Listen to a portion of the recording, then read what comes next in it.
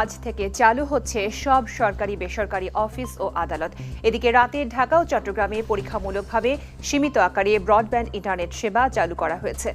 সকাল 11টা থেকে 3টা পর্যন্ত অফিসের সার্বিক কার্যক্রম চলবে। ব্যাংকের লেনদেনও চলবে বেলা 11টা থেকে 3টা পর্যন্ত। একই সময়ে চলবে পুঁজিবাজারের লেনদেনও। বাংলাদেশ ব্যাংক সূত্রে জানা গেছে, আজ সারা দেশে বেলা 11টা থেকে বিকেল 3টা পর্যন্ত নির্ধারিত কিছু ব্যাংকের নির্ধারিত শাখায় সীমিত পরিসরে ব্যাংকিং কার্যক্রম চলবে। এদিকে রাতে ঢাকা ও চট্টগ্রামে পরীক্ষামূলকভাবে সীমিত আকারে ব্রডব্যান্ড ইন্টারনেট সেবা চালু করা হয়েছে।